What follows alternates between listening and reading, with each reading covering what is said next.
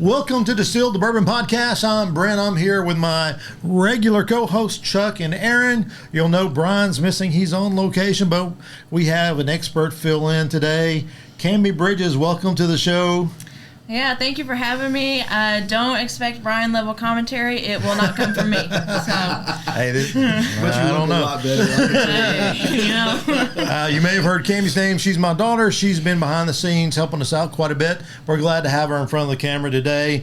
And today we're going to talk a little bit about the bourbon tour. Chuck, you are our resident expert. You've been to almost every distillery. If they quit making them, you'd get all the way around. There's been some big news in the making here on the bourbon tour. So there is. They just celebrated their 25th anniversary in June 2024. They had a celebration at the Fraser History Museum in downtown Louisville. And if you're on the Bourbon Trail and you're in Louisville, go to the Fraser. It's right across the street. Fantastic. Right across the street from the Evan Williams Experience. It's between Peerless and Angel's Envy and Old Forester. It's right in the heart of it. It's one of the official starts of the trail. A lot of vintage bottles, a lot of vintage advertising. They have a huge store of bourbon. I mean, you can buy a lot of bourbon there. Anyway, so that was at the Fraser Museum. They celebrated their 25th anniversary. And I know for a couple of years they've been thinking, 22 years, 23 years, what's the future going to hold? So what they announced is they are going to merge the Kentucky Bourbon Trail with the Kentucky Bourbon Trail Craft Tour. Great idea. The Bourbon Trails, all the big distilleries, your Makers and your Angel's Envy and Beam and so forth like that. The Craft Tours are the smaller distilleries. Yeah. So I was speaking with Eric Gregory, president of the Kentucky Distillers Association. That's who created the Bourbon Trail. Eric came in about 9 years into it, and he's the one who really lit it.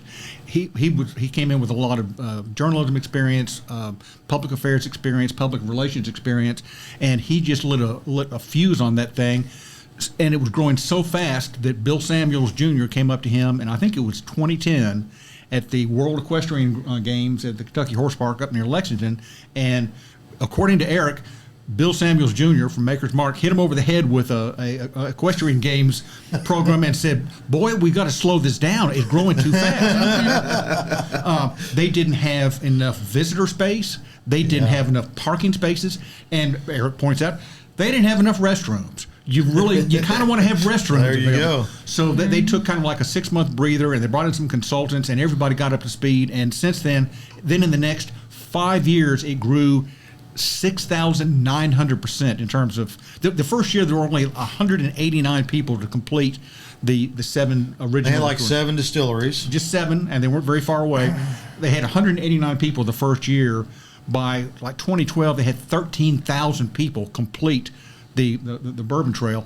Well, if you kept up with Kentucky distilleries or the Bourbon Trail, there's just more and more and more distilleries. They started with 7, and you could do that in a weekend. Yeah. No big deal. And they kind of incentivize you to go to all of them. Right. If you get a little passport, you go to each distillery, you get it stamped, and then you mail it in. And as Eric was telling me, that back in those days, every Thursday afternoon, he and his assistant set aside 4 hours to stuff T-shirts. They give you a free T-shirt if you completed the tour. Stuff T-shirts into manila envelopes and mail them off and so forth. But now there's now 46 distilleries between the main trail and the craft trail, and you can't complete either one of them in a week, really. Right. So they started talking to their visitors, and they brought in some consultants. They hired a new person to work with the trail. And what they learned was that the people weren't so focused like I used to be about completing the Bourbon Trail or the craft tour. They want experiences. Mm-hmm. And everything has changed so much. As he put it, what started off as behind-the-scenes industrial tours, people now come from experiences. There's restaurants at distilleries, like at Willett. Yeah. And Woodford Reserve has a cafe. You have food trucks at places like Casey Jones. There's live music at some of these distilleries. At Dant Crossing, you can stay the night on the grounds. You can do cocktail classes. You can do single barrel experiences. It's not just the 45-minute tour and a taste and buy. Give me a stamp, I'm gone, and you rush off to the next one. People want memories. So the push to get to every one of them on the one time you come to Kentucky is that's passed. as Eric put it, we want you to come back, chill, have some great experiences, eat some great food, and so it's gonna change. If you're trying to complete like the field guide, that has both the main tour and the craft tour, you got 1 year left. I think it's still like July 1st, 2025. They'll still give you the incentives, but they're kind of changing gears. So the Bourbon Trail it's grown up. Yeah. Well, that's really interesting. Cameron and I went to Owensboro this morning, went to Green River, DSP KY10. We've talked about it 100 times on this show. We love that distillery. We do. They've come a long way. They rebuilt that brand. Mr. McCulloch would be happy, I believe. I think so. And it was one of, I think maybe the second distillery you've been to, right? The first big one you've been to. We went to a craft one before. You've been to Casey Jones because everybody has to go to Casey Jones. I'm just telling you, they're great people. So we went there today and we met some lovely folks. Met a couple from California. Even spoke to one of the ladies from California, and I've got a video with her that we're going to post. And they said exactly what you described. It was really the experiences and how cool it was to learn about bourbon, but just have that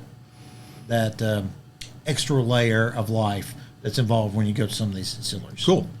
So, Aaron, you've been to I don't know how many distilleries, a bunch. You know a lot about these distilleries. I'm going to test your nose, my friend. Oh my gosh! All right. You have, because we do drink bourbon and talk about it on this show. Yeah. You have 2 glasses in front of you. Okay. I would like for you to take the one on the left and nose that, please. Okay. Join along. This is the interactive portion of the show. Wonderful. Not bad. Nice. No, that's pretty good. Let's nose the second one. Oh, You like that nose on the second one? I do.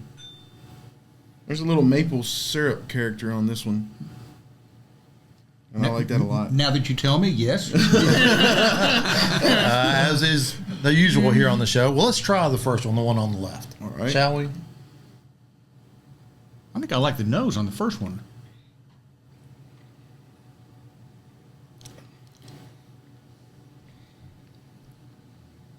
Well, that's good. Like that one? Yeah. What do you get there? The quintessential oak. There's some leather, like sweet tobacco. I had a cigar the other night that was coffee infused, and some of the sweetness from the tobacco that I got there I'm picking up again. Yeah. Definitely oak and tobacco for me. Yeah. Let's try the second one.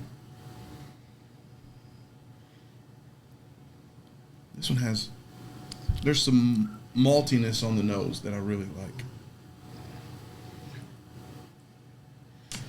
Now, I don't have the world's biggest vocabulary on bourbon-related things, but what I'll say is that these, to me, smell the opposite of how each one tastes. Oh. Yeah. So the first one is going down a lot smoother for me, but the nose had a lot more heat to it, and then the other one, it's packing more of a punch there for me, but smells sweeter than the first. I can see that. So let's not pick which one we like the best. Right? They're different, right?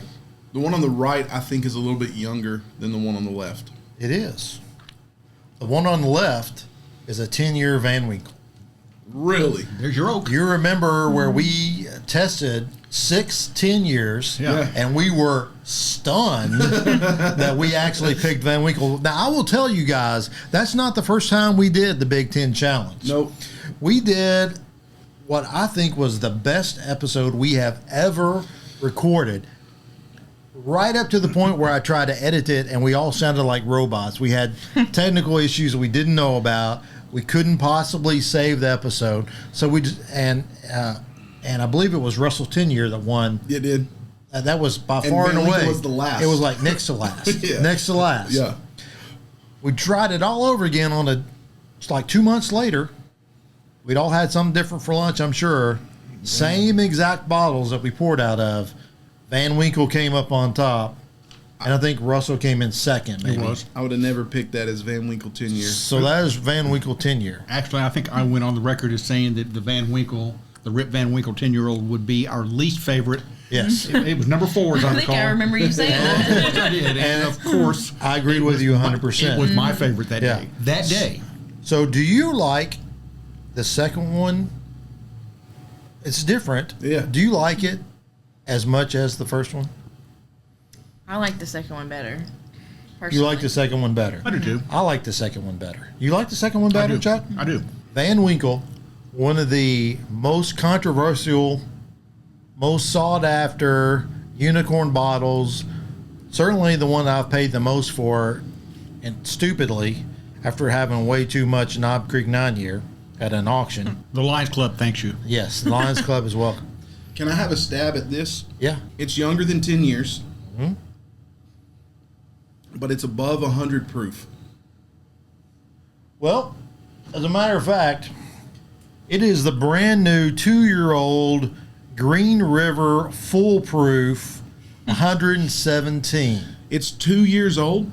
This is a baby bourbon that to me is way better than That is Van 2 Winkle. years old. I mean, I knew it. Well, I don't know if tasted it's 2 young. years old. Look at the bottle. I'm not sure if it has an age statement or not, but At least it's 2 only years. been out on the market for 2 weeks, as far as I know.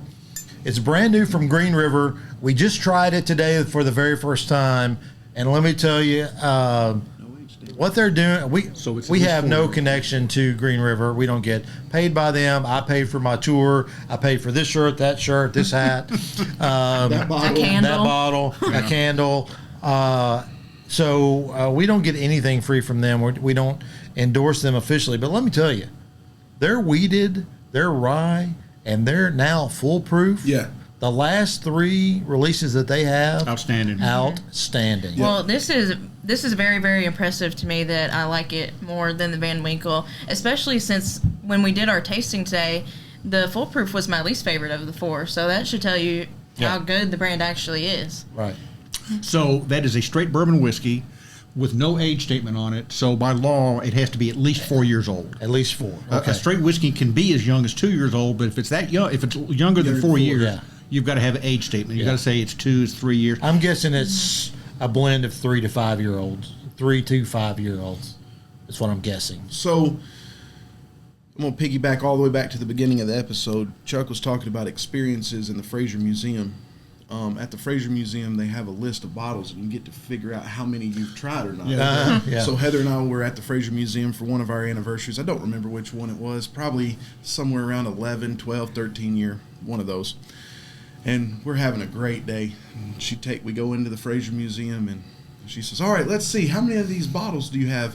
And by the time, or have you tasted or tried?" And by the time we got done, the conversation was, "All right, we're not drinking anymore." You have a problem, sir. So that's what was funny. your count? It was 315. Wow. Wow.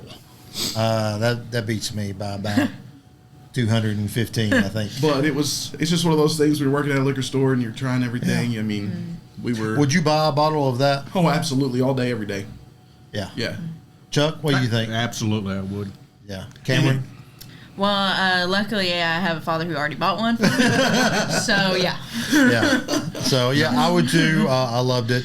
It was, I thought that fit in nicely with our conversation about the tour, the trail. It just, I think it's going to be great for the craft guys. I think Bard and Casey Jones and MB Rowland, who are out here in the west side of the state, they're just going to grow, geometrically based on being part of the trail now. And speaking of trail, one of the new guys, West Kentucky Distilling Company, I had the opportunity to try some of their brand new Jacob Call first run whiskey the other day, and boys, let me tell you, He knows what he's doing.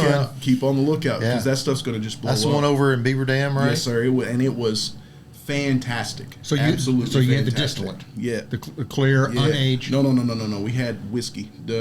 Some of his, I guess it came from. Has he been Green gone River. for 2 years? Okay. Yeah, Okay. he's Yeah. been gone for 4, I think. Oh, it could 3 be. or 4. Well, maybe 3. Yeah. Yeah. Well, very cool. So, any other thoughts about Bourbon Trail and what's happening? Price point on this foolproof Green River, maybe what, 65? No. Nope. It's not even that high. It's like $50. What a deal! Yeah.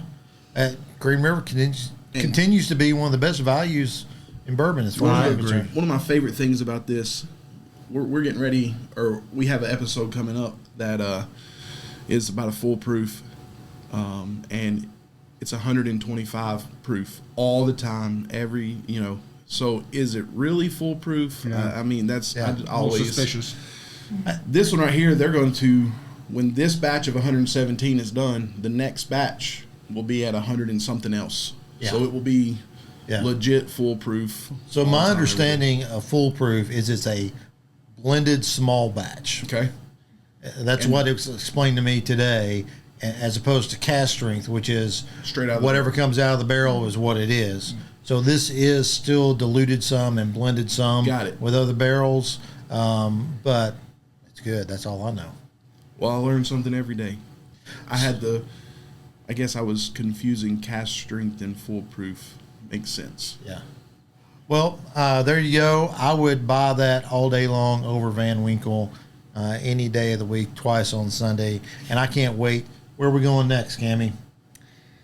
Well, the world is our oyster, but I think we're hitting MB Roland at least, and then Onto What the else are we Bard, I doing? think. I think so. Since we're down that I way. think so. Ooh. I've decided today that every day that Dad's off, we're going somewhere, Love it. and so we're gonna make it happen.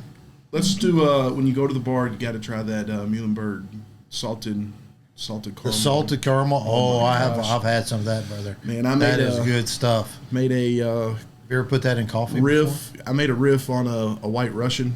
before? Oh yeah. So it was vodka, Kahlua, and then used the salted cream instead of, or the salted caramel. One of the better drinks I've had in some time. I mean, Yeah. it was fantastic. All right. Well, with that said, please drink responsibly.